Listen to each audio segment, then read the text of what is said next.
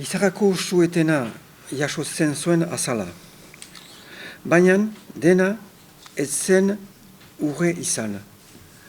Argiako kazetari gehienek eta enpresako kuadro nagusiek egunkarirat jo zuten. Peio Zubiria izan zen lehen zuzendaria eta Josemi Zumalabe kontseilari ordezkaria. Eta argia odostu egin zuen. Garmine Ubeda zuzendaria, Pablo Sastre, Juan José Petrikorena, Inigo Magazaga eta Xavier Letona geratu ziren argian. Laster etorri ziren errefortzuak. Besteak beste egunkaria joandako Josu Landa eta Peio Zubiria edo enpresa antolatzeko mandatua zekazen Josemari Erasusta gerante gisa. Krisia gutienez hirukoitza izan zen. Ekonomikoa, kazetaritza ereduari lotua, lehendabiziko aldiz eskolazko egunerako baten alboan jardu behar zuen argiak, eta enpresa ereduarena. Horren ondorioz, argia azken 50 urteuntan bizi izandako atakarik larriena jasan zuen 50ko hamarkadaren erdialdean. Haren ondorioz, itxi behar izan ziren Gorka Izetak koordinatzen zuen Xuxa aldizkaria eta Patxi Larriuenak zuzentzen zuen lagun. Lan talde ere murrizketak egon zen. 1997an, eskual gizartean, eskualgintza bereziki, oihartzun handia izan zuen krisak.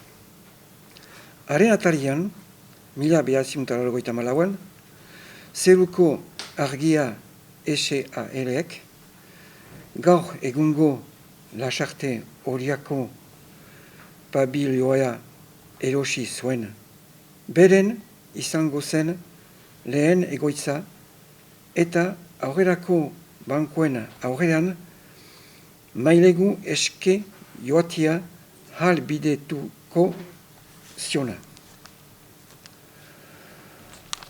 Kontrara, Bilbo 80ko hamarkadaren amaieran, Iekoko ordezkaritzari eusteko indarrik ez zuen izan.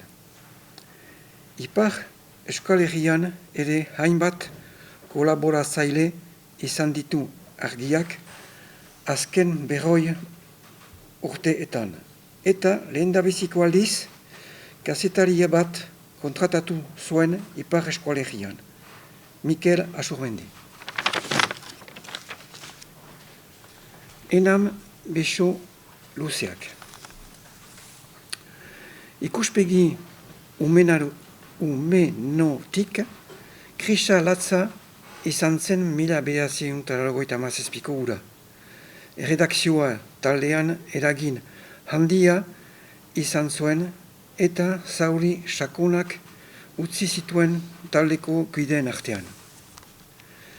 Edozein modutan, krisa hartan nahasi ziren barne mailako arazoiak eta kanpokoak ere bai. Ezker abertzalearen antolaketa gune nagusi zen, eskual nazio askapenerako mugimenduak joera abanguardista handia zuen garai hartan eta eragin handia eskualeriko herri mugimendu ugarietan. Argia ere ez zen sabuzpen horretan ere eta tanzio uneak bizi ziren enameko egiturekin. Bai borroka armatua zela eta, ezker abertzale osoaren baitan, sortzen ari ziren arrakalak medio, bai izaera abanguardistaren ondorioz, enamek herri mugimenduko elkarte eta erakundiak kontrolatzeko zuen joeraregatik. 1987 hartan, esaterako, herri batosonako hainbat buruzagik elkarrizketak ukatu zizkoten argiari. Zuen barnea arazoak konpondu arte.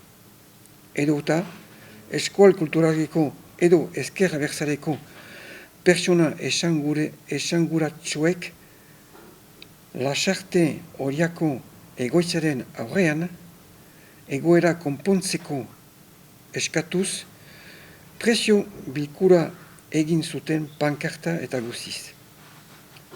Eta sarrena enako munitik argia ez erosteko eta arpideretzetan barrak emateko mezuak ere zabaldu ziren.